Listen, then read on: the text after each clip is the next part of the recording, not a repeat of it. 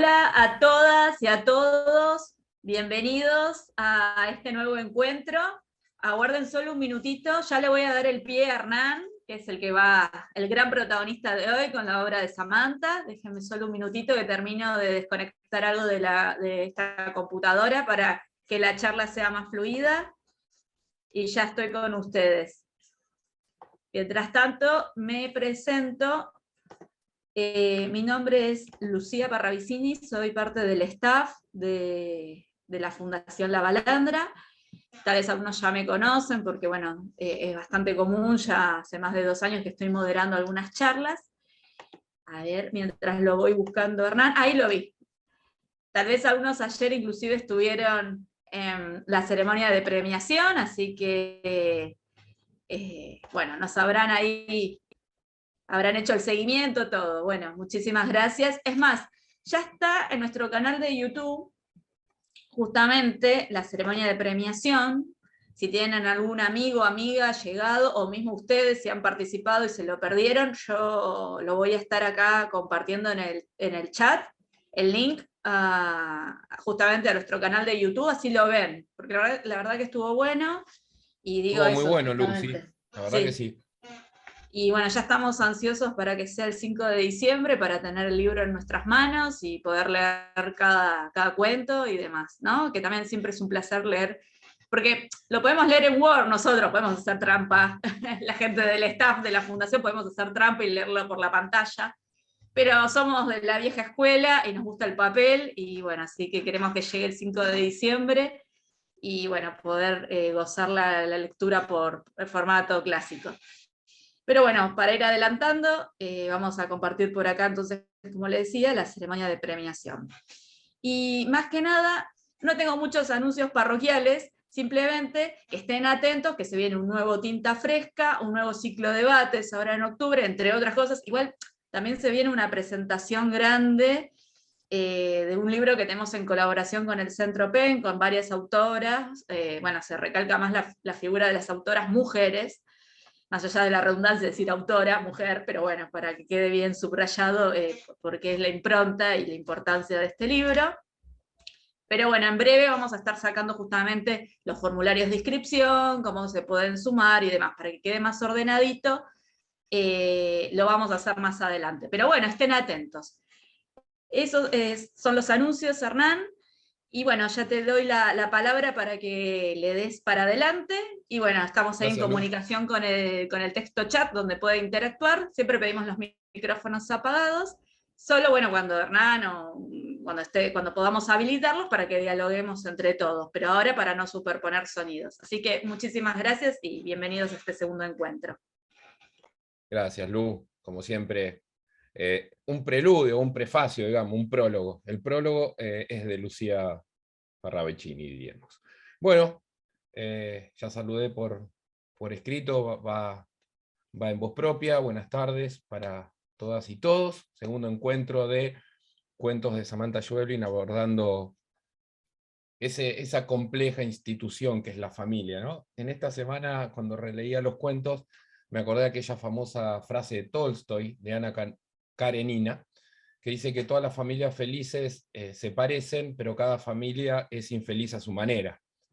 Y un poco es lo que pasa cuando se escribe. Por ejemplo, es muy difícil escribir la felicidad porque la variable en las diferentes formas de la infelicidad son mucho más grandes, ¿no? La frase de Tolstoy ya es una institución a la hora de hablar de la familia. Hay muchísimas más frases que no vamos a citar.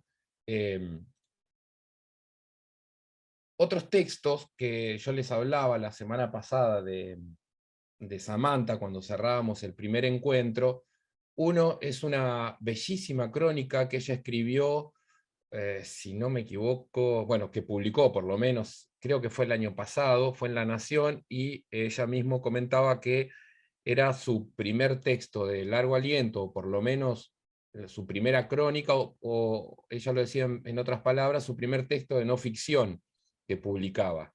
Es una crónica, ¿sí? El título es Visitas nocturnas a Isla Maciel, hurtos y viajes sin pagar, cómo su abuelo la formó en secreto como artista. Claramente el título no lo puso Samantha, ¿no? Pues está en tercera persona. Y un poco uno lo que puede buscar ahí es, si se quiere, el génesis, porque ella misma lo cuenta, de su apropiación de la literatura, o tomar a la literatura como un oficio, como una profesión. En realidad, la historia que cuenta es la de su abuelo, que si la leyeron, están los mails que fueron mandando las chicas con el material, y se puede encontrar en internet también. Cuenta la historia de su abuelo, que fue un reconocidísimo artista plástico, pero a su vez Samantha va contando su formación como artista, lo que el abuelo le llamaba el entrenamiento del artista, ¿no? Vieron que las partes es primero el abuelo y ella, después el concepto de artista, la llegada de la literatura, después va la historia, la biografía en sí de su abuelo, y luego sobre el final vuelve sobre ella. Hay algunas citas, la verdad que es para citar muchísimo, pero si lo han leído, ahí ya hay una opinión de que es excelente, imagino que lo han leído, y si no, léanlo. Quiero citar 2 o 3 cositas nada más. Cuando habla de ese entrenamiento del artista y el comienzo de la escritura, tomo esta crónica, primero porque es su único texto de no ficción, y segundo, porque está la familia, ¿sí? Es el abuelo, que a su vez lo pasaba a buscar por la casa de sus padres, ¿sí? La figura de la madre está más presente, menos la del padre, pero bueno, la formación de la literatura vino justamente de un génesis familiar. Ella dice, si me preguntan cómo comencé a escribir, siempre tengo 2 o 3 respuestas breves y aceptables. Cada una tiene su verdad, pero ninguna cuenta cómo empezó todo. Sin embargo, habla del entrenamiento del artista, que fue el secreto que tuvieron con su abuelo, que lo hacía vivir unas experiencias maravillosas, y esa experiencia que lo disparó fue tan vital y profunda que se volvió para mí, para ella, digo, algo sagrado. La escritura empezó en uno de esos días en que el abuelo le regaló el primer cuadernillo, que sería su secreto diario de entrenamiento. Y después bueno, después de todo esto que hablamos, ¿no? de la formación de ella como artista y de la biografía de su gran personaje, abuelo, que encima la llevó a viajar por el mundo, me gusta esto. Sobre el final, está en la anteúltima página. A mis 12, 13 años empecé a aprovechar esos descansos para leer en voz alta, los descansos que había en el taller de su abuelo, ¿no? Donde se reunían muchísimos artistas. En voz alta, mis primeros cuentos. Estamos hablando de 12, 13 años. Habría algún pacto implícito por el que, si la nieta del maestro leía, debía ser escuchada y aplaudida, pero no me importaba. Yo escribía toda la semana pensando en los 5 minutos de gloria del sábado, cuando todos harían silencio y me escucharían pacientemente. Ese fue mi primer taller, incluso antes de los talleres literarios, por lo que pasé más tarde. Ella, si no me equivoco, fue alumna de Castillo y quizás de alguien más. No me acuerdo si Batista, en este momento no recuerdo. Me siento tan agradecida por el amor y la paciencia que esos artistas plásticos tuvieron con esta nieta, que hubiera debido ser grabadora, pero que estaban tan empecinada con las letras. Grabadora igual que su abuelo, ¿no? Bueno, y sobre el final cuenta que en 2021, ahí está, 25 de octubre, era el centenario del nacimiento de su abuelo, hubiera cumplido 100 años, y es por eso que le dedica este texto. Es muy autobiográfico, muy confesional, digamos. Hecker, ahí está. Andaba por ahí, ¿viste? Hecker, Castillo, amigotes. Hecker y Castillo, así es. Gracias, Lu. Decía que lo que está ahí es, muchas veces los escritores no suelen hacerlo, o lo hacen con mucho ahínco, pero no suelen confesar, porque es un poco inconfesable de donde viene el concepto de la literatura, ¿no? Y sin embargo, bueno, acá Samantha sí lo hace. Y otro texto que les recomendaba la semana pasada, que juega más con el concepto de ficción, es el que es la transcripción de la apertura, o sea, del discurso de apertura del foro del Chaco que organiza Mempo Giardinelli. Se llama Un paseo por la imaginación del lector, y justamente es eso, apela mucho a la imaginación, a la credibilidad que pone el sujeto lector cuando se enfrenta a la página. Y me gustaría rescatar 2 o 3 cositas. El segundo párrafo arranca: imaginen que están en la playa con mamá y papá, y ahí cuenta un artículo, perdón, la palabra sería, por acá lo decían, un ejercicio que ella hace en sus talleres de escritura, ¿no? Y arranca un potencial texto que dice: si yo escribo, estoy en la playa con mamá y papá. Ya ahí, en la imaginación de un supuesto texto, en la cual ella cuenta formas de la escritura, están otra vez mamá y papá, ¿sí? O sea que la familia sigue siendo un lugar de encuentro con la literatura. Y después hay un par de historias que me parecen maravillosas, cuando cuenta una experiencia que se hace en Dinamarca. Ella se lo escuchó un catedrático de una universidad, y que juega mucho con el concepto del terror, ¿no? Con lo que acecha en una historia, que es un poco lo que nos pasa cuando leemos, ¿sí? Habla de un estudio de un tal Classen.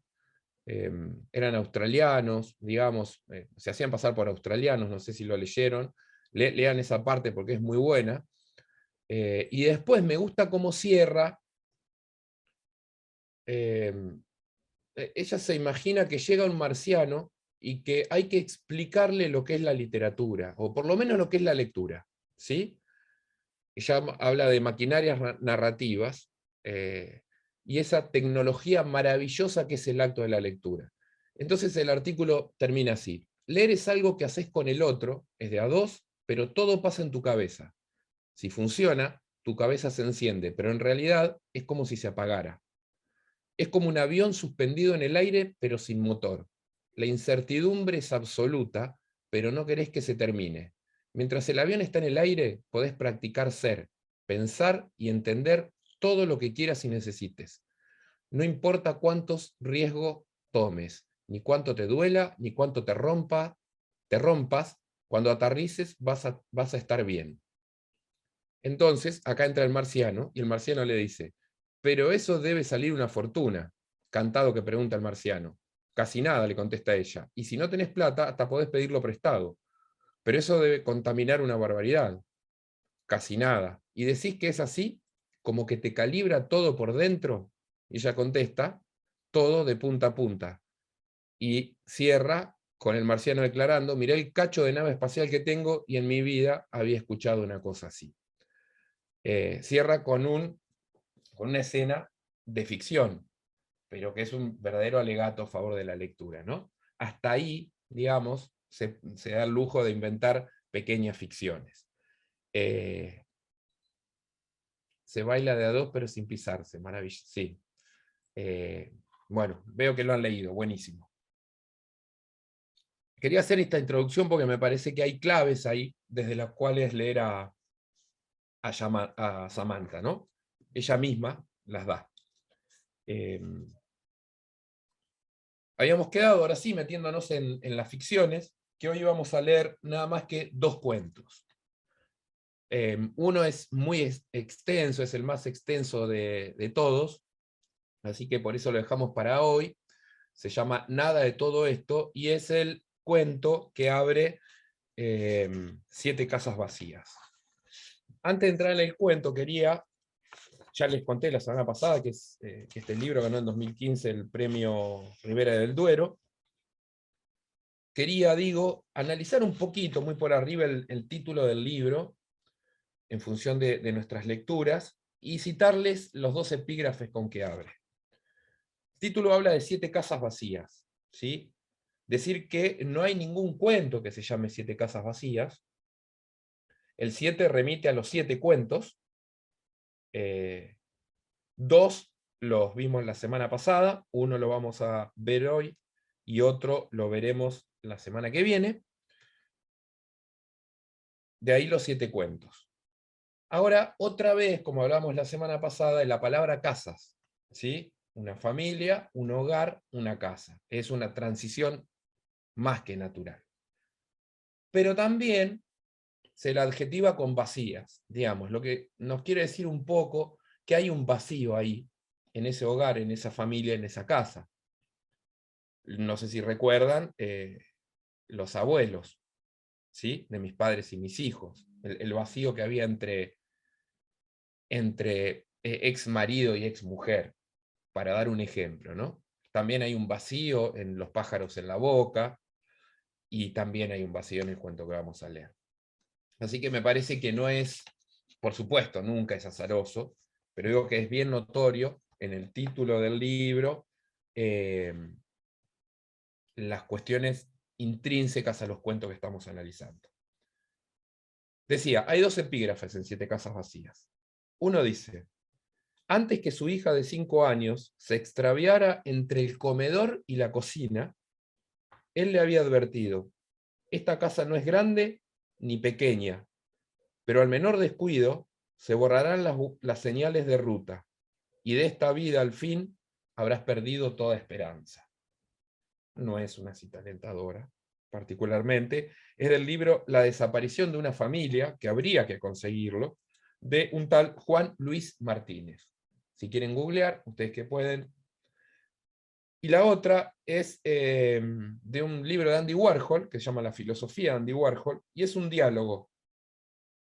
A dice: me gusta este departamento. B le contesta: es lindo, sí, pero apenas lo suficientemente grande para una persona, o bueno, 2 personas que sean realmente cercanas. Y A concluye: ¿conoces a 2 personas realmente cercanas? Es maravilloso lo de Warhol, ¿no?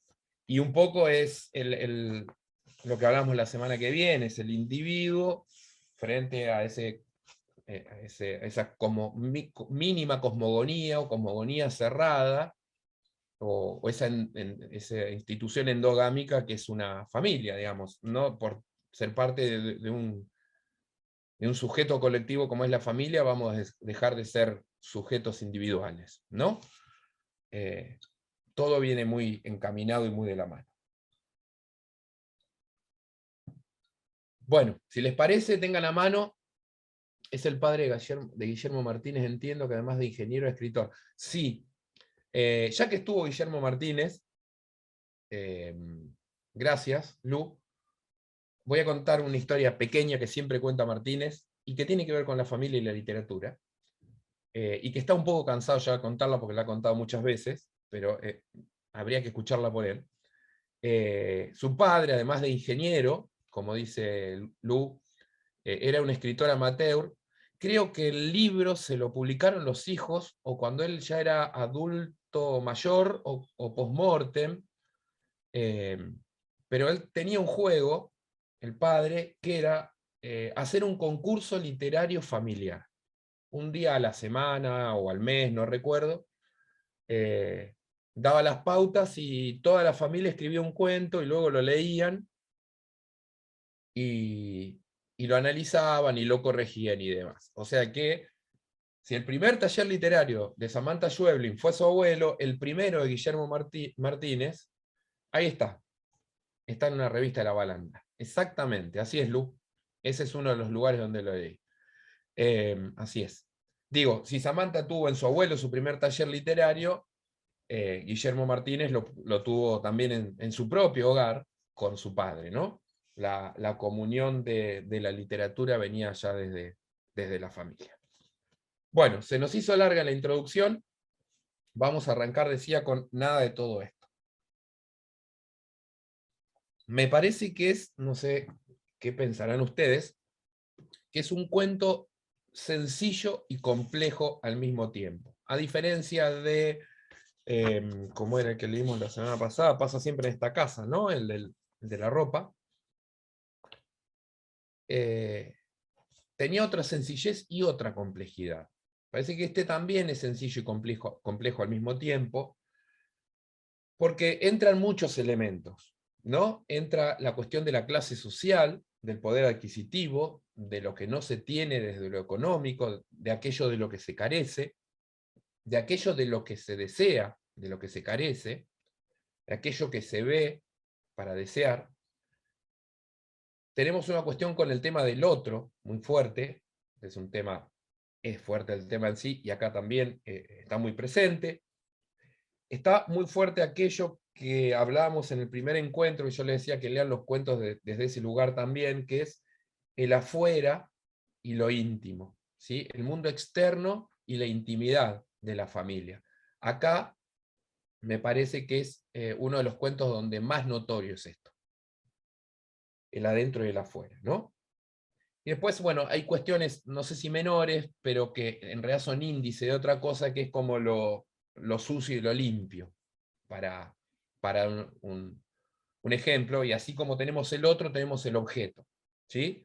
Los objetos nos hablan, es el título de un libro de Juan José Millás, que es muy bueno, y los objetos nos hablan, tal cual. Después tenemos cosas mucho más pequeñas, detalles más pequeños, como el camión de juguete del niño y demás. Y después tenemos la gran pregunta del por qué se hace eso que se hace. A medida que los vayamos desarrollando, iremos viendo posibilidades, y obviamente yo voy a esperar por los comentarios de ustedes. ¿Por qué eso de mirar casas? Y mirarlas por dentro o por fuera, otra vez, el afuera y el adentro.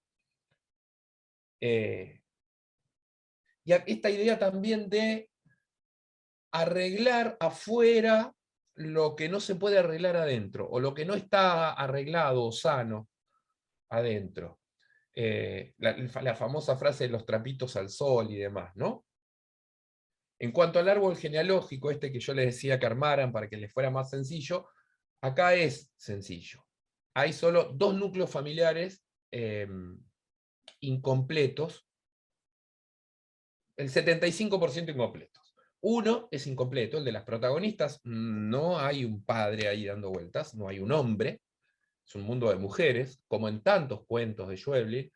Fíjense que, digamos, hay mundo masculino y mundo femenino, pero el femenino es más fuerte. Cuando leamos Un hombre sin suerte, vamos a ver ese contrapeso muy notorio, porque no solo está la masculinidad y la feminidad, sino también está el género, la sensualidad, etc. Y después está la otra familia, la más establecida, si se quiere, que son madre e hijo y niño, y la posterior llegada del padre. Vamos a desandar este camino. Nada de todo esto. Ya arranca con una frase que nos da a pensar muchísimo, que es: nos perdimos, dice mi madre. Y uno ahí puede darse el lujo de pensar, porque como lectores tenemos derecho a la interpretación libre, si se han perdido en el barrio o se han perdido en la vida, ¿no? Si no están estas dos mujeres, la hija me parece que no, por algo que dice luego, que es muy fuerte, pero si no es esa madre, o al menos ese mini núcleo familiar de madre e hija, si no son ellas las que están perdidas. Estamos a más de media hora de casa, ya aparece en la 4ª línea del libro la palabra mágica, en uno de los barrios residenciales, no es menor, que más nos gusta. ¿Sí? Barrio residencial que más les gusta. Hay caserones hermosos y amplios. Acá entra algo muy, sin ser marxistas, entra algo que es muy notorio, que es la diferencia de clase. Dice: sé exactamente qué es lo que estamos haciendo. Recordemos esta cita: sé exactamente qué es lo que estamos haciendo. Pero acabo de darme cuenta de lo extraño que es. Como para a nosotros también nos será extraño como lectores, ya al personaje le parece extraño esto, aunque sepa qué es lo que hace. Mi madre no parece entender, pero responde, así que sabe a qué me refiero.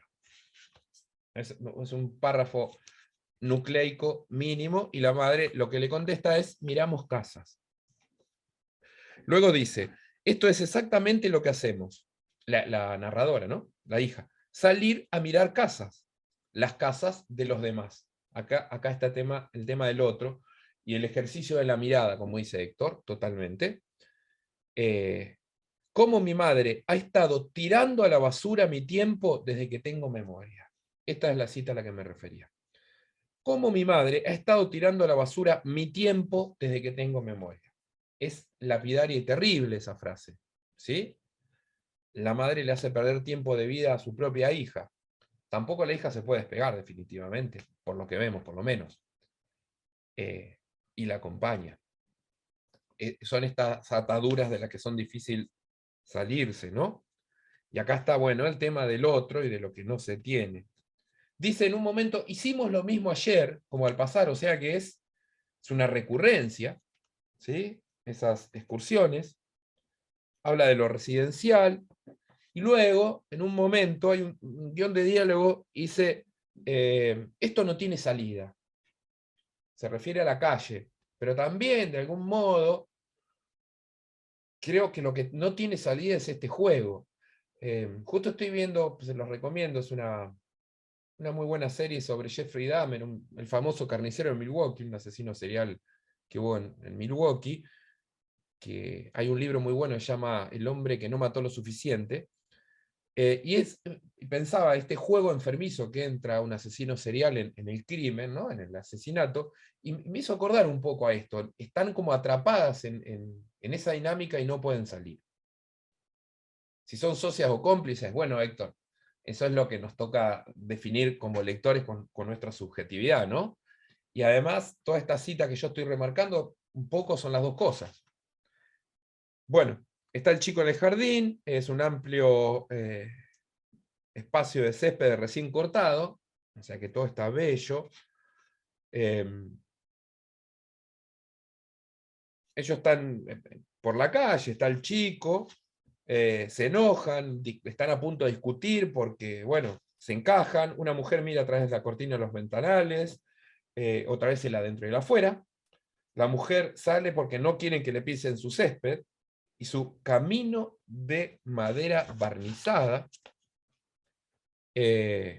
recordemos, ellos se encajan, ¿no? La mujer llega hasta la ventanilla para hablarles, la madre le pide perdón, las ruedas están hundidas en el césped, y sí, la mujer les pregunta por qué están ahí, por qué se metieron al jardín, que están haciendo daño y demás, y la madre dice, perdón, ella dice, digo que mi madre no sabe conducir en el barro, que mi madre no está bien.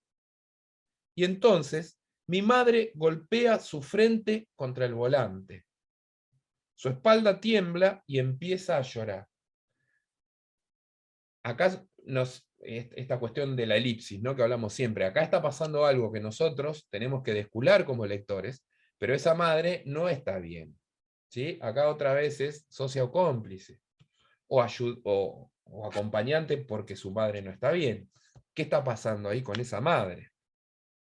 La mujer se preocupa por quién le va a pagar el arreglo del césped, no tienen dinero ella, confiesa, la madre dice, me siento terrible, llame una ambulancia, por favor, así como teníamos en un barrio residencial, el de los padres desnudos, los abuelos también, podríamos decir para no confundir desnudos, y llaman a la policía, acá llaman a una ambulancia. En un momento habla de un coche viejo y oxidado de mi madre, o sea que para alguien de un barrio residencial, de una casa muy bien, un auto viejo y oxidado, encajado en su jardín delantero, no es una buena señal. Dice, todo está muy pulcro y ordenado, no hay más que césped y flores. Y cuando ella regresa, se va del auto, cuando regresa, la madre no está en el coche. Y ahí empieza otro trip bastante complejo. La mujer llamó a la ambulancia, y ahí en un momento ella dice, me pregunto cuándo fue la primera vez, pero no indaga más en eso, sigue el relato. Y entonces ella se acerca a la entrada, entra a la casa, y escucha que su madre dice, ¿esto es mármol blanco? ¿Cómo consiguen mármol blanco? ¿De qué trabaja tu papá, querido? Al niño, ¿no? ¿Viste el diseño de esta azucarera? Esa azucarera se convertirá después en un objeto muy simbólico en el relato. Elena dice que eso que le ha gustado tanto es un adorno, que es otra, la azucarera de verdad. La madre se pregunta, ¿de dónde saca la gente todas estas cosas? Insisto, el valor de los objetos es profundo en el juego que hace en el relato, ¿no? Hay una escalera a cada lado del living, o sea, tienen 2 living hasta ahora y 2 escaleras al primer piso. Y la madre confiesa que me pone tan triste que me quiero morir. Ver todo lo que tienen. ¿Sí? La mujer ya entró en pánico, si se quiere, la dueña de la casa, llama al marido, el marido está llegando. Ella se pregunta si el marido llegará para ayudar a la mujer o ayudarlas a ellas a salir de la casa. Y hay algo importante luego que dice, ¿por qué me haría caso y saldría de la casa como una madre normal? O sea, esa hija sabe que esa madre no es normal. La mujer le dice que saque a su madre de la casa, que eso se le está yendo de la raya. Ella ve que está dejando marcas de barro en cada escalón, y por eso acá empieza a jugar el tema de lo sucio y lo limpio, que hablamos al principio. No solo una invasión, sino también llevando la mugre. La madre, esta escena es maravillosa, muy risueña, yo me reí muchísimo. La madre está acostada, boca abajo, sobre la alfombra, como oliendo, ¿no?, la riqueza.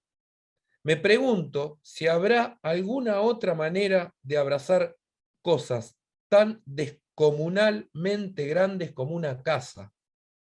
Si será eso lo que mi madre intenta hacer. Abrazar una casa. Una casa que se espía, ilegalmente, por supuesto, porque es invasión de propiedad. Pero ¿qué casa se quiere abrazar? Es la pregunta, ¿no? Esta parte también es muy risueña. Espío hacia afuera para tantear qué hace la mujer, pero no la veo. Y la madre le dice, ¿y qué vamos a hacer con todo esto? Alguien tiene que hablar con esta gente. O sea, nada, es más marxista que Marx esa mujer, ¿no? Es más comunista que el padre del comunismo. La pregunta es, ¿qué vamos a hacer con todo esto? Alguien tiene que hablar con esta gente. Y ahí entra un tinte político muy fuerte del relato. Es muy fuerte. Habla del primer living, porque hay uno más grande que da a la piscina. Fíjense que con solo nombrar los objetos ya nos damos cuenta. Y uno más del otro lado de la cocina, frente al jardín trasero, o sea, ya tenemos 2 jardines también. Hay 3 living. Cada uno es para una cosa diferente. No puede creer esa mujer que haya 3 living para 3 cosas diferentes. ¿Qué cosas? No sé. Tengo uno y gracias a Dios. En el baño se escucha la canilla de la bañadera y ahí nos damos cuenta que la mujer se fue al baño. Y este pasaje, yo no sé cómo vamos a, creo que vamos a estar bien de tiempo. Yo lo quiero leer primero porque está muy bien escrito y segundo, porque me parece que es fundamental. Perdón si lo hago largo, pero es el cuento y me gusta. La madre le indica que baje la voz, que la canilla es para que no nos escuchen. Esta es mi madre, me digo, mientras abre los cajones de la cómoda y revisa el fondo entre la ropa para confirmar que la madera de los interiores del mueble también sea de cedro. Desde que tengo memoria, hemos salido a mirar casa. Desde que tengo memoria. O sea, la madre lo hace muchísimos años. Nunca sabemos la edad, creo que no sabemos la edad de esta chica, pero tiene la suficiente edad como para contarlo. Desde que tengo memoria hemos salido a mirar casas. Hemos sacado de estos jardines flores y macetas inapropiadas. Cambiado regadores de lugares, recolectado adornos demasiado pesados para el césped. En cuanto a tales, que es grande, empecé a encargarme del coche. Esto le dio a mi madre más libertad. Una vez movió solo un banco blanco de madera y lo puso en el jardín de la casa de enfrente. Descolgó hamacas, quitó yuyos malignos. 3 veces arrancó el nombre Marilú II de un cartel groseramente cursi. Mi padre se enteró de algún que otro evento, pero no creo que haya dejado a mi madre por eso. Cuando se fue, mi padre se llevó todas sus cosas, menos la llave del coche, que dejó sobre uno de los pilones de revista de hogares y decoración de mi madre. Y por unos años ella prácticamente no se bajó del coche en ningún paseo. En ese párrafo tenemos un montón de claves del cuento. En primer lugar, la calidad de los materiales de las casas de los ricos a los que ellas no tienen acceso. Lo que resaltaba el crecimiento de la narradora a medida que hacían las salidas. Esta cuestión que decíamos al principio, de la madre cambiando el mundo, pero no cambiando el mundo propio, cambiando el mundo de los otros. Un cartel que a ella le parece cursi. Esta mujer, como dice su hija, y lleva al extremo su concepto de la estética al punto de que cambia las casas de los demás. Digamos, no sé, será arquitecta o decoradora de interiores frustrada, no sé, es una opción. Pero, digamos, no sabemos si lo hace con su propio hogar. Sale a cambiar el mundo de los otros. ¿Sí? Y está muy presente otra vez el tema de las clases sociales, y es donde está la clave de la construcción familiar que ellas dos tienen. El padre se fue, claro, y perdón por lo que voy a decir, pero esta mujer no está muy bien como para andar haciéndole el aguante, por lo que parece.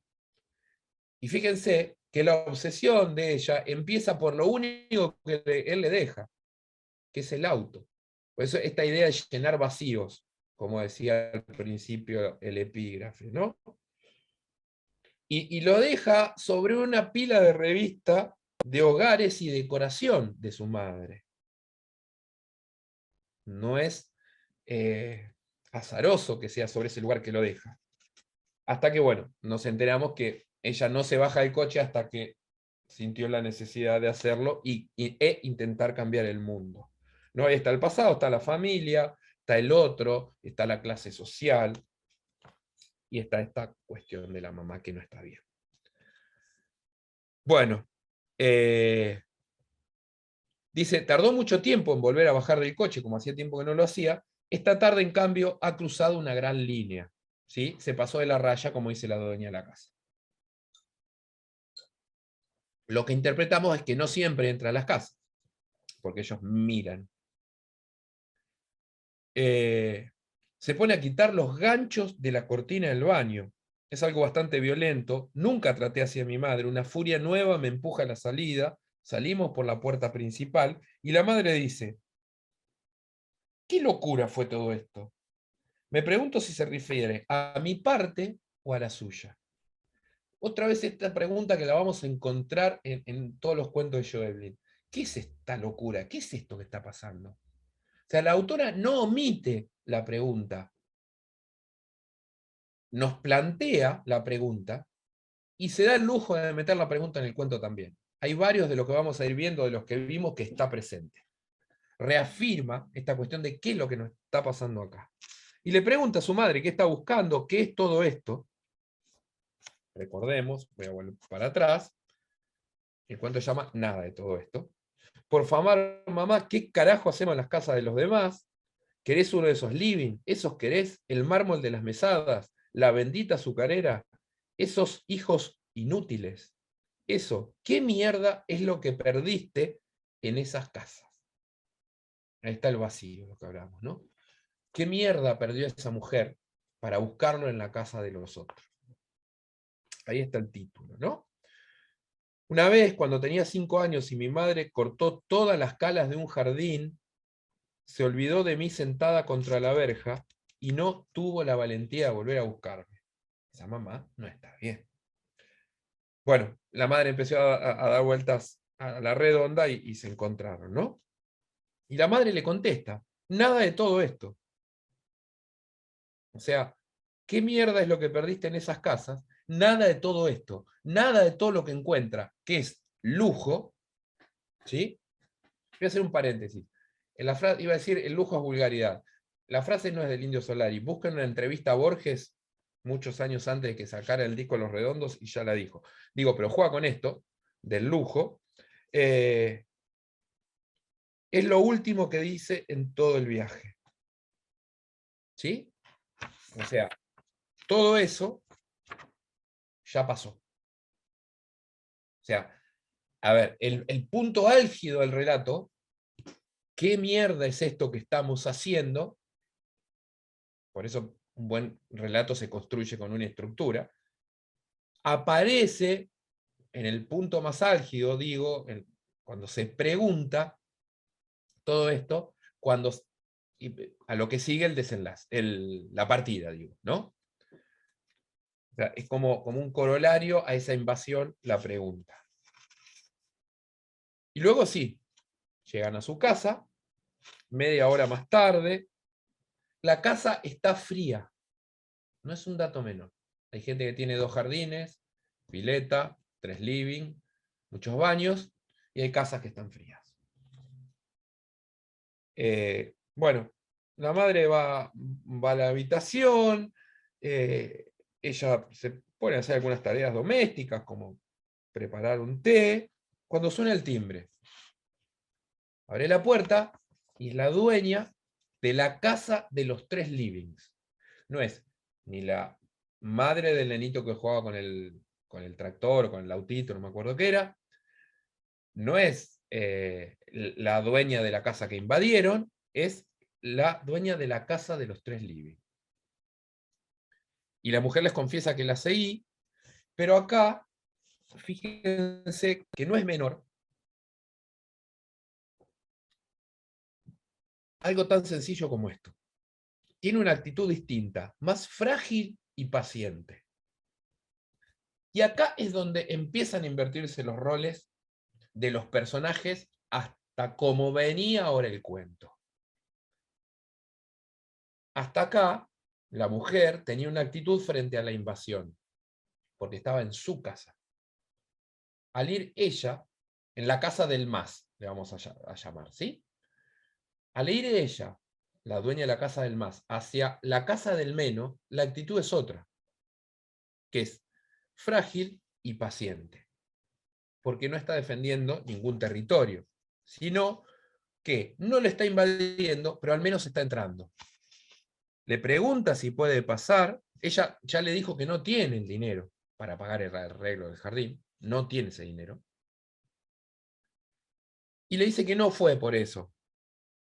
Le pregunta si puede pasar. Acá como lectores nos metemos en un interrogante maravilloso, porque es, ¿qué va a pasar ahora?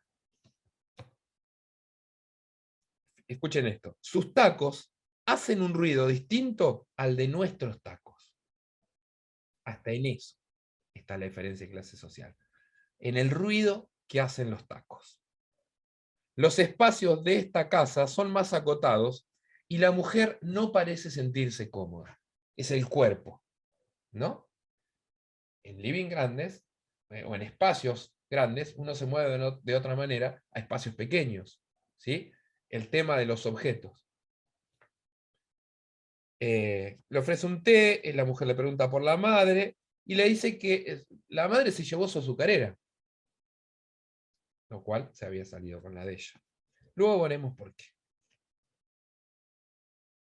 Parece una tontería, dice la mujer, pero de todas las cosas de la casa, es lo único que tengo de mi madre. Tampoco es una línea menor, porque todo lo otro es lujo. Esto es esencia, es familia, es tradición, es memoria. ¿Sí? Vuelve a buscar la azucarera porque era de su madre. Habría que preguntarse si hubiera venido a buscar alguna otra cosa. Por ejemplo, la cortina del baño. Entonces acá entra el concepto de familia de la mujer invadida, de la mujer de la casa más, ya no solo de las protagonistas. Y una y otra no son igual, por lo que podemos interpretar, ¿no? Como concepto de familia, digo. A la mujer se le llenan los ojos de lágrimas y le dice que necesita esa azucarera y que tiene que devolvérsela. Y la narradora luego dice, no puedo evitar pensar en lo que acabo de ver. Mi madre, arrodillada en la tierra, bajo la ropa colgada, metiendo la azucarera en un nuevo agujero en el patio. Prestemos atención a esto, en un nuevo agujero del patio. O sea, si se dice que es nuevo, quiere decir que hay otros anteriores. O sea que no es la primera vez que se traen un souvenir de esas excursiones a mirar casas ajenas. Y aparte, imaginen esa escena, y es arrodillada en la tierra bajo la ropa colgada. ¿Sí?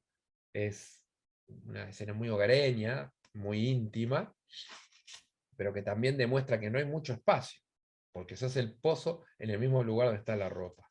Un nuevo pozo. Y la chica la desafía a la mujer y le dice que si la quiere encontrar, que la encuentre ella misma.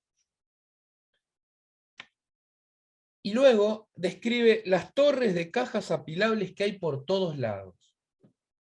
Otra vez el silencio, lo no dicho, lo aludido, lo elusivo. ¿Qué tienen esas cajas? ¿Sí?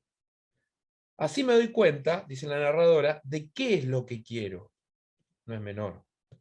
Quiero que revuelva, quiero que mueva nuestras cosas, quiero que mire, aparte y desarme, que saque todo afuera de las cajas, que pise, que cambie de lugar, que se tire al suelo y también que llore. Es muy fuerte esa escena. Quiero que te pase lo que me pasa a mí, digamos.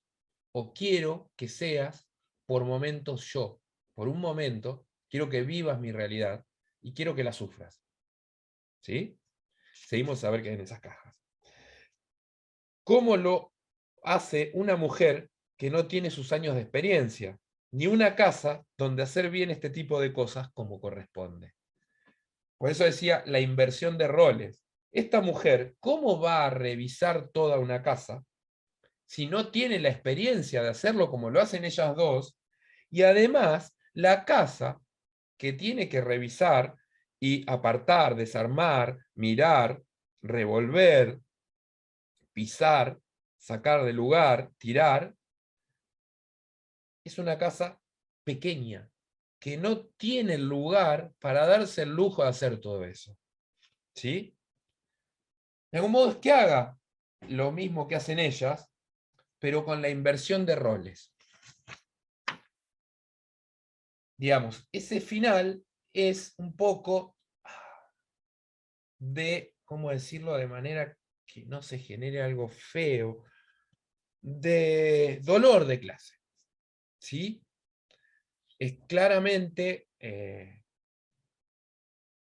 un dolor de clase, pero también es esta idea de una familia que está cortada, rota, de algún modo, ¿no? Es un final a toda orquesta. Es un final que plantea un desafío. De final abierto, porque no sabemos qué sucede, pero que plantea un desafío. Voy a ir con permiso de ustedes. Estamos bien de tiempo, 8:10. Nos queda un cuentito más. Voy a ir, digo, con los comentarios. ¿Dónde íbamos? La hija cambia los roles, se hace cargo, la madre se convierte en su hija. Sí, también, por el cuidado de una a la otra. Quizás esas 2 o 3 referencias a su crecimiento jueguen un poco de eso. Es buena, Gabriela. Sí, totalmente. Hay contrastes. La señora de la casa no tutea a la hija, debe ser bastante grande. Puede ser, no sé, lo suficientemente grande como para después, para seguir a la casa de ellas. Puede ser que sea una cuestión de clase, el no tuteo. Su hogar no se puede cambiar, ella cambia lo que podría haber tenido, pero nunca tendrá. Bien. Hubo un video, dice Diana, en el canal Encuentro sobre este cuento, y la hija tenía aproximadamente 20, 25 años. Gracias, Diana. Lo voy a buscar. Muchas gracias. Es un muy buen dato. ¿Qué es un corto? Podríamos decir que es un corto. ¿Qué mierda es lo que perdiste en esas casas? Nada de todo esto. Una clave. Así es, Héctor. Nada de todo esto será mío o nuestro. Exacto. Exacto. Van a la defensiva porque tienen que rescatar su azucarera. Ese es su objetivo. Sí. Por eso decía, en la inversión de roles va a pérdida, como se suele decir, ¿no? Héctor dice, la venganza de la hija se corresponde con el enfrentamiento de esas dos madres. Sí. Está hasta la coronilla de madres. Me encanta la expresión hasta la coronilla. Mi mamá la usa.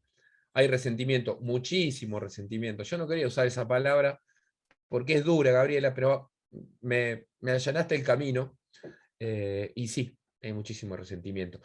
Pero no solo de clase, también de qué familia construyeron, ¿no? O de las dos, ahí de las dos. Bueno, claro, como dice Patricia, ponerse en sus zapatos. ¿Quién se pone en los zapatos de quién? No solo en la subjetividad o en el concepto familiar, sino también en la clase. Ahí sí hay muchos niveles, sí. La aliviará ver que su madre vea la escena. Ah, olvidé decir, fíjense que ella ve a la madre enterrando la azucarera en el patio, abajo la ropa tendida, pero mientras lo hace trata de que la mujer no se da cuenta que la está mirando, para que no descubra que la está enterrando. ¿Sí? Enterradas. Un nuevo entierro al inicio y al final. Bien, Marcela, no lo había pensado totalmente. Primero el entierro del auto y después el entierro de la azucarera. Muy buena esa clave. Sí, señora. Muy bien. Muy buena. En realidad, la hija parece correrse el vínculo con su madre para pasar a ver el vínculo de las dos madres de las otras. Sí, no, bueno, habría que ver o rever hasta dónde ve el vínculo de la otra como madre, ¿no? Hay un corto en video de Hernán Alvarado. Gracias, ya me lo estoy anotando. Guardado. Gracias. Sí, un entierro es un duelo también, ¿por qué no?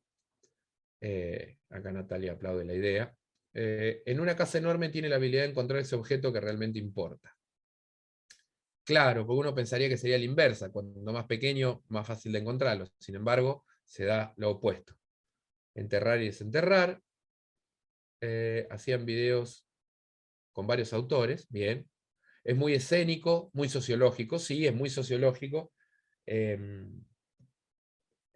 muy escénico, sí, para representar en teatro, por ejemplo, tenés mínimo dos escenarios, ¿no? No me digas que Gloria me pasó el link para verlo. Muchísimas gracias.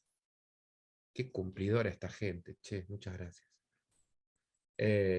Espesura narrativa, me gusta esa expresión, sí. Y hay un tono también, ¿no? Sí, sin tono no hay narración, totalmente. Se podría pensar qué se llevó el padre. ¿Tuvieron y perdieron o nunca tuvieron? Bueno, esa es otra pregunta. Si tuvieron antes que él se fuera, también. Es una buena pregunta. Desdibujada dirección diagonal. Manejo lúdico de la cosmogonía, la arquitectura define la diferencia de clases. Exacto, sí, sí, totalmente. La arquitectura define las categorías sociales, totalmente. Los objetos son fragmentos de las vidas que se desean y los hacen propios. Si uno lo lee en alta voz, las S. Ay, me perdí, Marcela, ahí. Ese no lo entendí. ¿Vos te referías a la cantidad de S que me como yo? Los del interior somos así. No, imagino que no te referías a eso, pero digo, los del interior nos comemos las heces. Bueno, espero que les haya gustado.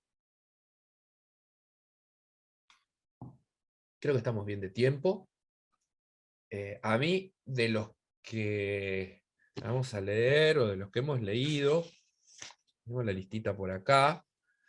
Este es el que más me gusta con Papá Noel y un hombre sin suerte. En lo particular, digo, ¿no? Me parece que es porque donde más puertas se abren y donde menos respuestas se nos dan, pero en ese intersticio entre que te den el picaporte y te muestren la puerta, la cantidad de cosas que orbitan en esa distancia es muy grande. Creo que me parece que esa es la clave que podría unificar, si se quiere, a estos 3 cuentos que les citamos, ¿no? 2 de la semana que viene. Bueno, nos vamos a ir a Pájaros en la Boca, 2009, la edición que yo tengo. Es la primera, AMC, como decía la semana pasada. Me fascina Mariposas. Sí, totalmente. A ver, aguantame, Héctor, que la voy a buscar. Abre con Irma, también es un cuentazo. Mariposas en el segundo, ahí va, sí, Pucha, che, ¿cuál sería mariposa? A ver. Uno muy breve. Sí, señor. Sí, sí. Muy, muy, muy breve. Me voy a volver a leer. Recomendado por Héctor. Decía, el cuento que da título al libro, Pájaros en la boca, y que hoy, en esta vida habituada a las series, o a los chistes fáciles, por ahí, del humor que se maneja, o del mundo de la imagen audiovisual, del video, donde todo tiene que tener un remate risueño, acá no. Acá en el título ya está la clave del cuento. A ver, vamos a buscar. Acá hay dos casas, ¿sí? En Pájaros en la Boca. Casa de mamá, casa de papá.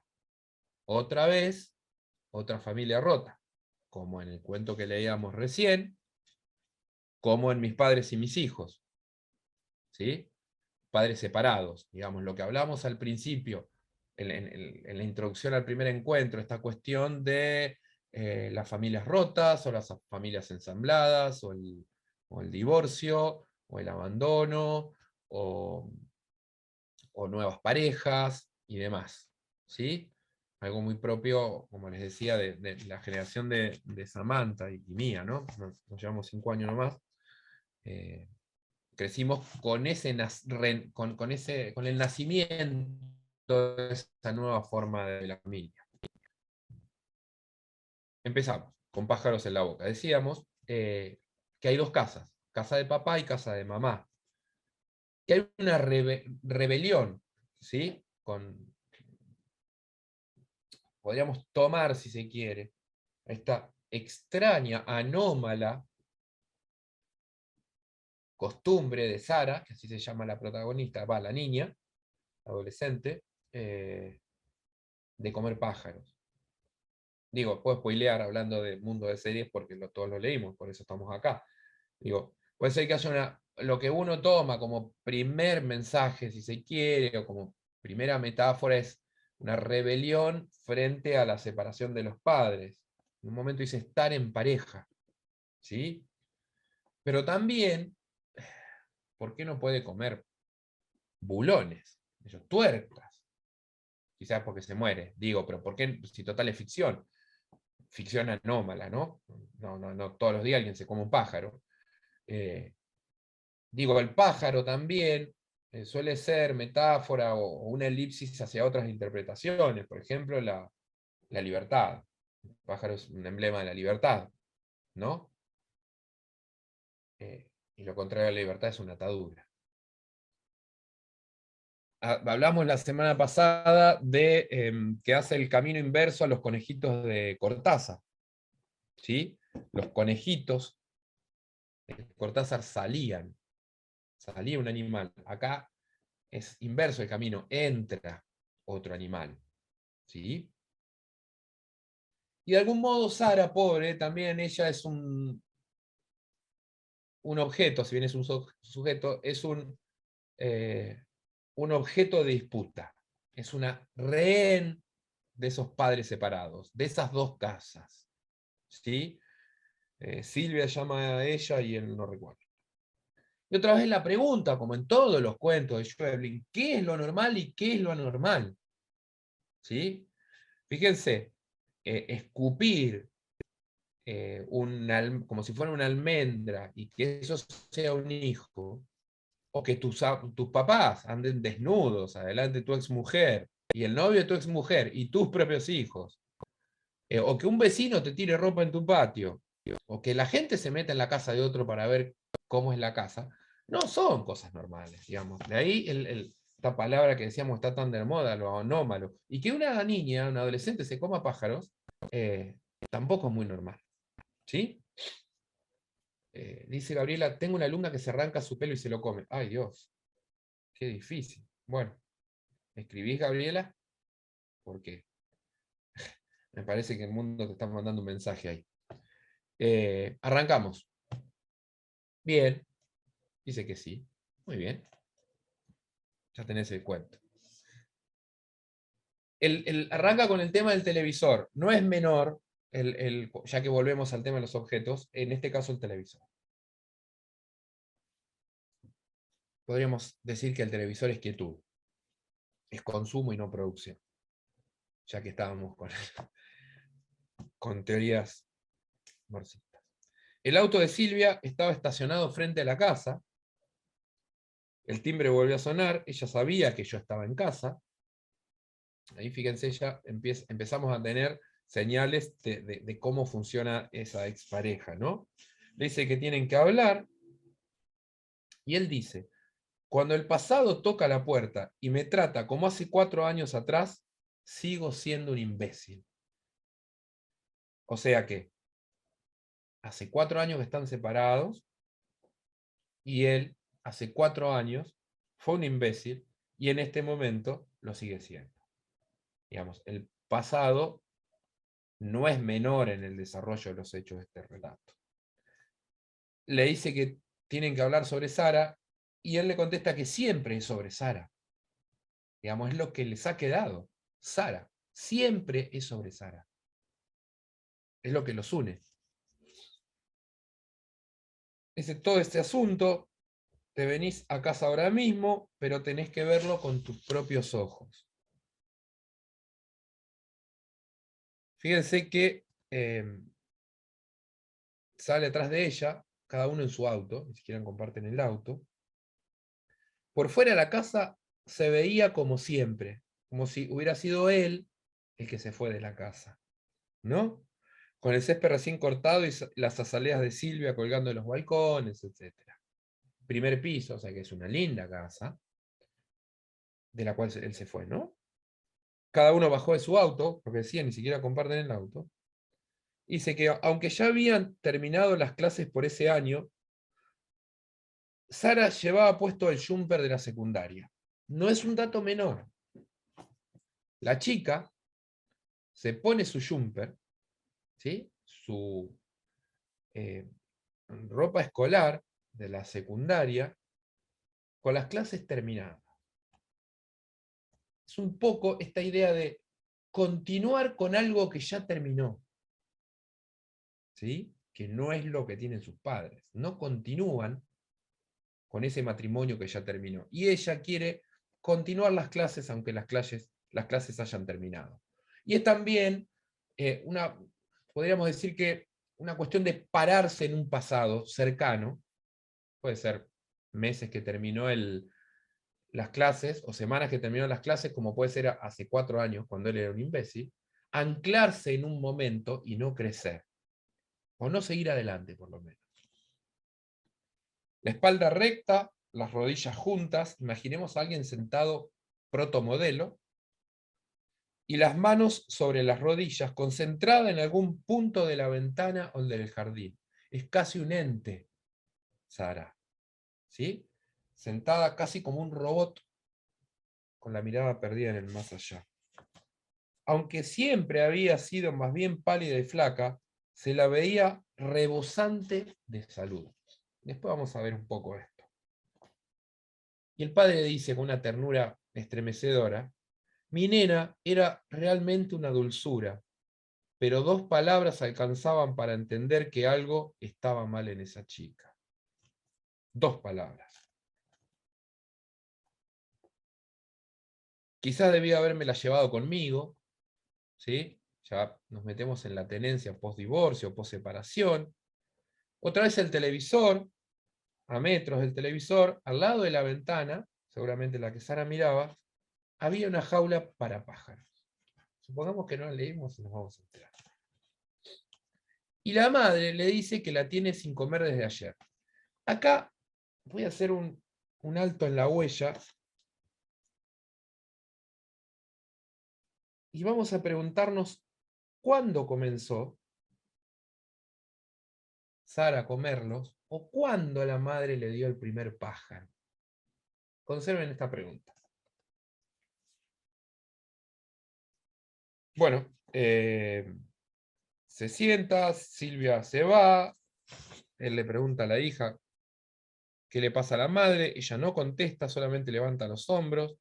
Silvia vuelve con una caja de zapatos, la trata como si fuera algo delicado, es un gorrión muy pequeño, lo mete dentro de la jaula, tira la caja al piso junto a otras 9 o 10 cajas similares que se iban sumando. O sea, esto ya viene de hace rato. Otra vez cajas. ¿Vieron el final en el cuento anterior? Que había cajas con objetos que nunca supimos qué eran. Acá también hay cajas, pero sí sabemos qué tienen. O qué tenían, en todo caso, porque fue el pajarito. Voy a leer el párrafo, aunque sea un poco largo. Abrió la jaula y sacó el pájaro. No pude ver qué hizo. El pájaro chilló y ella forcejeó un momento, quizás porque el pájaro intentó escaparse. Silvia se tapó la boca con la mano, ¿no? No pudiendo creerlo. Cuando Sara se volvió hacia nosotros, el pájaro ya no estaba. Tenía la boca, la nariz, el mentón y las 2 manos manchadas de sangre. Terrible escena. Sonrió, avergonzada. Su boca gigante se arqueó y se abrió, y sus dientes rojos me obligaron a levantarme de un salto. Corrí hasta el baño, me encerré y vomité en el inodoro. Terrible escena. Bueno, Sara se va con el papá, porque la mamá le pide que se lo lleve. Ahí está lo que hablábamos de Sara como rehén. Y Sara pregunta, otra vez el tema de los objetos, si podía llevar con ella la foto de la repisa. Nunca sabemos qué hay en esa foto, qué muestra esa foto. Pero uno, como es lector y puede darse el lujo de imaginarlo, imagina que es una foto de ellos 3 juntos, de algo que Sara ya no tiene. Silvia carga la jaula en el asiento trasero del coche, le dice, ¿te la llevas? Dios santo, Silvia, tu hija come pájaro. Y esto no es menor. No es tu hija, es nuestra hija. Sí, flaco, perdóname, pero con perdón de la expresión, estás meando fuera del tarro. Es nuestra hija. ¿No? Ahí se empieza a ver la tensión que hay en esa expareja, entre los integrantes de esa expareja. Y después hay una pregunta que uno no puede no reírse. Por eso digo que es maravilloso cómo maneja la tensión Schweblin sin ser atronadora en una cosa o en otra, sin llevarte a la más terrible de las angustias, o como decían antes, ese final del cuento anterior, donde late algo muy denso, y en el medio le mete una frase como, ¿qué mierda hace con los huesos? ¿No? Y vos te reís, no podés no reírte cuando dice, ¿qué mierda hace con los huesos? Y venís de una nena que se come los pájaros, y venís de una declaración horrible como padre, ¿no? Es genial. Entra muy bien esa broma ahí. Le dice que no se la puede llevar, digo, otra vez la hija como objeto de disputa, y la madre, Cauchita también, aquietando las aguas, le dice, si se queda me mato. O sea, estos dos tampoco están bien. Me mato yo y antes la mato a ella. Come pájaros. Digamos, ¿no? Digamos, se está llegando a una tensión muy alta. Y después hay algo con una cuestión de la normalidad, digo esto otra vez de lo anómalo y de lo normal, cuando dice que volver a ser un ser humano común y corriente, un tipo pulcro y organizado, capaz de quedarse 10 minutos de pie en el supermercado frente a la góndola de enlatados. Hay en él una búsqueda de normalidad. Y ahí van a entrar otra vez otra metáfora, que es la de los supermercados. No es un dato menor que él esté todo el tiempo yendo al supermercado y que se haga planteos cuando está en el supermercado. Acá también podemos hacer una lectura política o sociológica, si se quiere, que es el consumo. El consumo en general y el consumo de alimentos, o qué consumimos, o cómo nos alimentamos en particular. Acá, si quiere, podemos hacer toda una interpretación. Y acá viene algo muy risueño, cuando dice que si se sabe de personas que comen personas, como Jeffrey Dahmer, que hablábamos antes, entonces comer pájaros vivos no está tan mal. También que desde un punto de vista naturista es más sano que la droga. Y desde el social más fácil de ocultar que un embarazo a los 13. Una declaración patética, pero muy cómica, muy cómica. Finalmente, este señor lleva a Sara a la casa. A ver cómo estamos de tiempo. Vamos a estar bien. Lleva a Sara a la casa. No dice nada en el viaje. Baja sola sus cosas, su jaula, su valija, las 4 cajas de zapatos. Y él le dice: ¿comés pájaros, Sara? Y ella le contesta: sí, papá.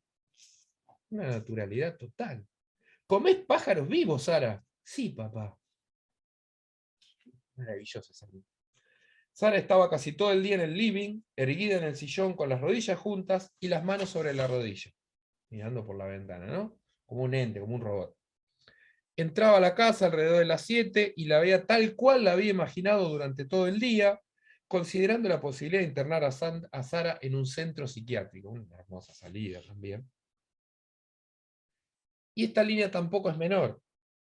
En estos casos en que los médicos sugieren cierto aislamiento del paciente, alejarlo de la familia por unos meses. No es menor eso, porque lo que nos está diciendo ahí, que el foco de conflicto, el problema es la familia. Así como a unos hay que alejarlos de los estupefacientes, a otros hay que alejarlos de la familia, porque la oscuridad, el conflicto está ahí, ¿no? De algún modo solapado, pero hay un reconocimiento. Silvia los va a ver, trajo 5 cajas más de zapatos, ninguno de los dos habla nada al respecto, cada uno sabe lo que piensa el otro, o sea que hay una comunión, si se quiere, todavía a la hora de pensarse como padres. Yo podría decir: esto es culpa tuya, esto es lo que lograste, y ella puede decir algo absurdo como: esto pasa porque nunca les prestaste atención. Pero no lo dice, aunque está ahí latente. Y otra vez el supermercado, ¿no? El consumo, la mala alimentación, él habla de la gente cargando su chaco de cereales, dulces, verduras, carnes, lácteos. Él se limita a sus enlatados, o sea, la hija come pájaros, él come enlatados. ¿Quién de los dos está equivocado? Sara sigue con los ojos clavados en el jardín, va a comer, se escucha un chillido agudo y corto, unos segundos después la canilla del baño, o sea, Sara se limpia después de comerse el pájaro, ya lo tomamos con naturalidad. No quiere salir del baño. Y acá entra otra cosa importante, que es: ella, a pesar de no consumir ningún alimento y comer solamente pájaros, se encuentra radiante y hermosa. O sea, ella se encuentra radiante y hermosa cuando hace lo que quiere. Ni más ni menos. Así sea comer pájaros. Él cada tanto se encuentra una pluma, vuelve a ir a las góndolas del supermercado, la gente llena sus changos otra vez. Él cuenta que nunca subió al cuarto de Sara desde que Sara está con ella, que ya hace varios días. Se lo imagina un desastre, un corral lleno de mugre y plumas. La tercera noche después del llamado de Silvia, no la tercera del que está, sino después de un llamado de Silvia, antes de volver a casa, me detuve a ver la jaula de los pájaros que colgaba de los toldos de una veterinaria. Bueno, toda la escena, no la vea, no quiero irme. Es genial la escena cuando él va a comprar los pájaros, porque ya no tenía. Ella, de cachetes rosados, pasa a no verse tan bien. Y acá hay algo terrible que te asesina por dentro, cuando ella le dice: papi, ¿qué? ¿Me querés? Lo que le falta a Sara no es nada más y nada menos que amor. Tan sencillo como eso. Le pregunta: papi, ¿me querés? Recordemos que es una adolescente, no una niñita de 6-7 años, ¿no? Era mi hija, ¿no? Le pregunta a él. Y se pregunta también lo que mi ex mujer hubiera considerado lo correcto. O sea que él como padre se piensa también desde el lugar de su ex mujer. ¿Sí? Por eso digo, esos lazos por momentos están enfermos, por momentos son caóticos, por momentos están en armonía, por momentos están rotos. ¿Sí? Obviamente le dice que sí, que la quiere. Bueno, ella empieza a estar desarreglada, cansada. Fíjense esto, cuando él dice: se me ocurrió que podría preguntarle si me quería, si ella lo quiere a él, si Sara lo quiere al padre, pero enseguida me pareció una estupidez. Está haciendo todo lo contrario de lo que tiene que hacer. Preguntale a tu hija si te quiere. Después bancate la respuesta, pero preguntáselo. Es información muy oportuna la que te va a dar, ¿no? Va a la veterinaria, ahí está el enojo cuando compra los pájaros, el precio, incluso 120 pesos, imaginemos, tiene 12 años. Sube, entra al cuarto y en contra de lo que él pensaba, ella estaba sentada en la cama frente a la ventana abierta y el cuarto estaba limpio y ordenado. ¿Sí? O sea, ¿qué nos dice? Que él es un prejuicioso pensando que iba a ser un desastre el cuarto, y el cuarto estaba perfecto. Deja la caja sobre el escritorio, sale del cuarto y se da cuenta que no se siente bien. A ver, macho, estás cayendo en la cuenta de que estás haciendo las cosas un poquito mal, como papi, ¿no? Y acá, ese final de trasladar a los pájaros, o a lo que ven en el folleto de la pajarería, lo que le sucede a él y a Silvia. Leo. Miré el folleto del criadero que todavía llevaba en la mano. En el reverso había información acerca del cuidado del pájaro y sus ciclos de procreación, o sea, ser padres. Resaltaban la necesidad de la especie de estar en pareja en los periodos cálidos y las cosas que podían hacerse para que los años de cautiverio fueran lo más amenos posibles. El matrimonio como un cautiverio, pero que ese cautiverio sea lo más ameno posible. Y además, fíjense que si esto fuera cine, sería siempre interior. Exterior es o supermercado o pajarería, pero lo más importante sucede adentro. Estar en cautiverio, como los pájaros en las jaulas o en las cajas para que ella se lo coma. Digamos, ¿no? Ahí hay una relación. Escucha el chillido, que el agua empieza a correr y él se siente mejor.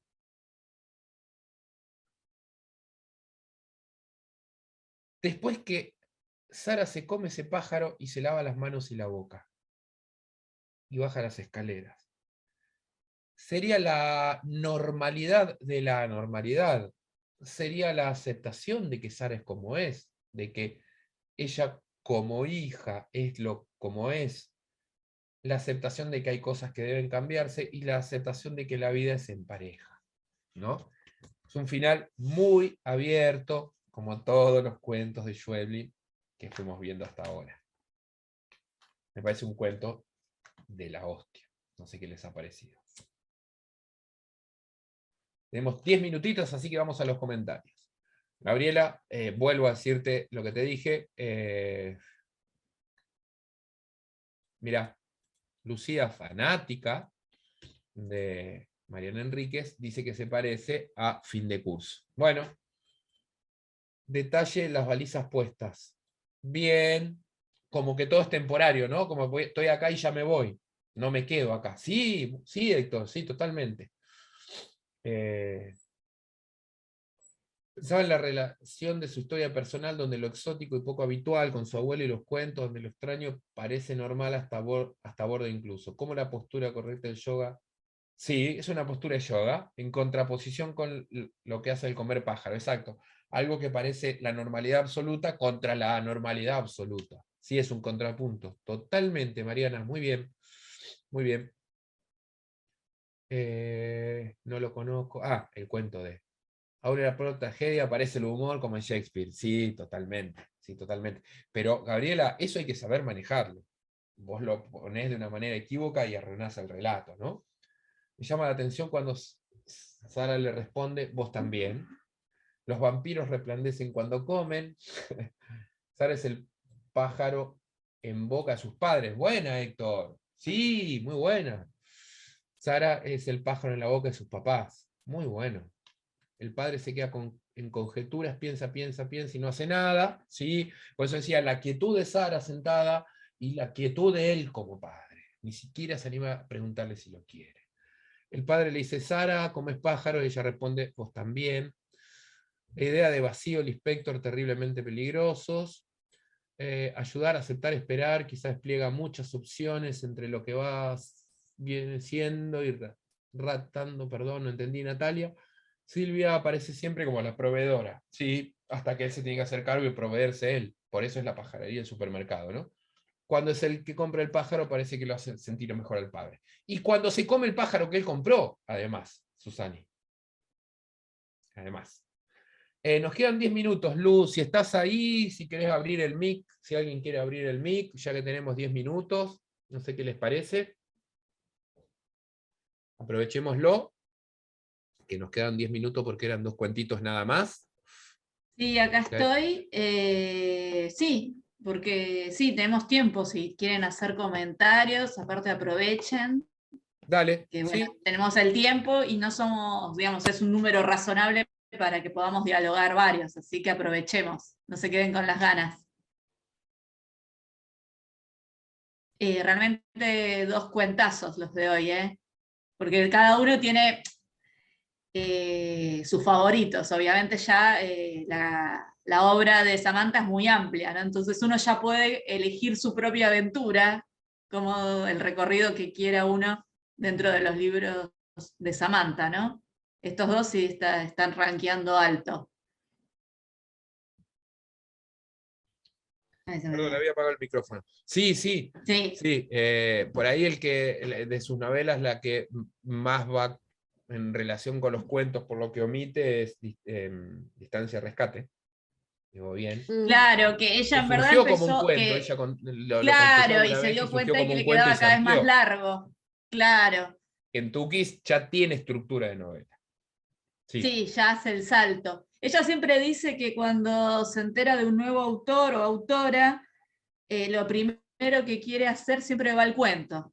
Ella siempre quiere ver si ese autor o autora tiene cuento y después arranca. Y ella, bueno, claramente es más cuentista que novelista. Bueno, hoy por hoy va creciendo también su novela, pero quiero decir que para mí Sí. igual, a lo largo del tiempo, yo creo que igual va a quedar más consagrada, igual, me tiro ahí más dentro de la cuentística, Sí, digamos, totalmente. ¿no? De hecho, la mayor parte de sus premios los ha ganado con pájaros, Con perdón, los con Siete cuentos. casas vacías Sí. y bueno, y la que se Sí, parece más al género cuento, que es Distancia Rescate, ha llegado al cine, ¿no? Que Kentucky es una novela experimental, protofuturista. claro. ¿Sabes cuál es Pero mi ya tiene. favorito? Que es una mezcla también de entre cuento largo, casi que podría llegar a ser novela o una novela. Siempre me olvido el nombre, que está ahí en Siete Casas Sí, ya también. te lo digo, es el cuento más largo. La Sí, el de la señora respiración que queda. cavernaria. La respiración cavernaria. Ahí está, la respiración cavernaria. Ahí está, muy bien. Sí, que también, si no saben, a nivel España lo sacaron en versión ilustración al libro ese. Lo separan Mirá, al cuento y lo hacen en versión álbum. Tiene es muy ilustraciones Fogul ese también. cuento, ¿eh? Sí, y ese también habla de los vínculos, ¿no? Claramente, de las familias y eso, y la pérdida de la memoria. Ese me Sí, lo que parece pasa es que era como. muy largo para darlo a cabo, ¿sabes? No, no, pero digo, ya si quieren ampliamos y jugamos, si no tienen dudas puntuales, yo a ese me parece un cuentazo en el sentido de cómo trabajar uno de los grandes miedos en la vejez, que es la pérdida de la memoria, y cómo hacerse cargo, ¿no?, de los actos, ¿no? Porque si uno no recuerda, ¿cómo puede hacerse cargo de lo que pasó o no, ¿no? Exacto. Tiene 52 páginas, tiene, o sea, está ahí. Sí, Está sí, ahí. sí, da para un encuentro solo para ese relato. Claro, Que exactamente. ella, te tiro este chimento, no sé si lo sabías, A de ver. justo de ese cuento, de que mucha de la familia de ella, de Samantha Webley, muchos de las mujeres han padecido Alzheimer o demencia en la adultez. Ah, mirá. Entonces ella lo quiso abordar porque es un miedo que ella tiene, que ella tiene miedo que ella tenga la misma enfermedad cuando sea adulta. Entonces, mirá, también eso es escribir, ¿no? Enfrentar justamente, hablando de Bueno, las familias, ¿no? de algún Sería como modo su la gran. enfermedad está presente porque los abuelos de mis padres y mis hijos, si andan desnudos, en un momento dice, tus papás no están Sí, bien, la mamá de Nada de Todo Esto dice, mi mamá no está bien. También pasa en Un hombre sin suerte, si uno lo interpreta de mala manera, es un hombre que no está bien, y ni hablar de Sara, que se come pájaros, tampoco está bien. Claro, a lo que vamos a decir que siempre uno no deja de escribir de uno mismo, pero lo inteligente tal vez es dar toda esta vuelta, este recorrido, para no decir, tampoco soy yo, digamos. Después uno lo va sacando también, justamente como decía Hernán, por la acumulación de textos, que se replica la temática, y después por leer muchas entrevistas, ¿no? Obviamente a ella, entonces empezás a cruzar. Pero si no, no te darías cuenta de cómo está Así ella es. también ahí atravesada. Totalmente, totalmente. Pero bueno, sí, Bueno, veo que muchos. Marcela pone tremendo esa de la respiración cavernaria, sí, sí, es es tremendo. realmente uno de los mejores de ella, adentro de ese libro. Bueno, para la semana que Bueno, viene, que se nos va terminando el tema, sí, el tiempo, Lu, sí, vamos a leer Papá Noel duerme en casa, que lo leímos en un taller que hicimos, que eran cuentos de la mirada infantil, que eran sí. cuentos narrados desde la óptica de un niño, digamos, Ujú. ¿no? Este está narrado desde la óptica de un niño. Nada de todo esto ya es más una persona más tirando a joven, digamos, todos los otros son adultos, y también Un hombre sin suerte, si bien está, tiene otro narrador, pero también es una niña, digamos. Vamos a leer Papá Noel y Un hombre sin suerte, que para mí es uno de los mejores cuentos de Samantha. Creo que con ese ganó el premio Juan Rulfo. Y Sí. después un cuento que es medio difícil de ubicar, creo que se encuentra en internet, que se llama Un gran esfuerzo. Un gran esfuerzo está en Pájaros en la boca y otros cuentos, que es una edición relativamente reciente, hace un par de años me parece, ya no recuerdo qué año, pero es reciente, que no es la edición original de Pájaros en la boca, en la que Samantha incluyó los cuentos de Pájaros en la boca, muchos cuentos del núcleo del disturbio, que si no me equivoco lo tengo por acá. Claro, que el núcleo tiene el famoso cuento de matar a un perro, ¿no? Que es como el gran. No me lo digas porque me pone muy triste. Esta es la primera edición del núcleo de disturbio, de Editorial Destino. Tiene cuentazos, Claro. cuentazos. Y ¿Sabés qué? Es el como libro que, está dedicado a porque los padres, este que justamente. vos decís que tiene los otros relatos es el de Random House. Entonces Random House ya une Claro, todo. ya no a través del sello MC, sino a través del sello Random House, en el que juntó Pájaros en la boca, mucho del núcleo del disturbio y 2 o 3 cuentos que tenía dando vuelta por ahí. Este Sí, está solamente en esa edición, se llama Un gran esfuerzo. Esos 3 vamos a leer la semana que viene. sí, sí, sí. Pero bueno, genial ver uno más inédito, ¿no? Para la mayoría, tal vez, ¿no? Uno está bueno también ahí navegar por Sí, otro que no sea sí, que se tan. consigue solamente en esa edición. Estaba tratando de buscar, ya que nombran algunos cuentos, no puede ser que no tenga índice. ¿Cómo que no va a tener índice? Porque a mí me pasa lo mismo que vos. Yo los tengo todos por separado con las primeras ediciones. Entonces ese no lo tenía, ¿eh? Así que ¿Ves? me agarraste desprevenida con ese que vamos a ver en el tercer encuentro. Esta etapa es buenísima. Lástima que aparece en otro libro. Descubrí un libro en el que aparece exactamente la fotografía. Por eso las editoriales no tienen que comprar imágenes a los bancos de imágenes porque se mandan estos mocos, ¿no? Claro. Igual Estoy ahora con la tratando. inteligencia artificial no va a pasar, no va a pasar. Sí. Cada uno va a diseñar su propia imagen. El momento, ese, ahí está, lo encontré. El Ah, momento se llama. Para mí es el mejor cuento de este libro, que es cuando vas en la ruta y pasa un rayo de luz, que es el momento. Bueno, claro. nos vemos la semana que viene con estos 3 cuentos de. Mirá, otro video más. A full, Sí, Gloria. Muchas gracias. Qué muy bueno. bien. Muchas gracias. Mirá, y de alumnos ahí fanáticos. Sí, Claro, porque Samantha Weblin se ve mucho en los colegios. sí, sí, sí. Sí, sí, es una buena lectura para adolescentes. Bueno, Sí. gente, nos vemos la semana que viene. Espero que les hayan gustado los cuentos de hoy. Aguante la balandra, totalmente. Y nos vemos la semana que viene. Tercer y último encuentro con 3 cuentitos más. ¿Eh? Sí. Bueno, un gusto, Hernán. Buena Nos vemos. semana. Que la pasen lindo.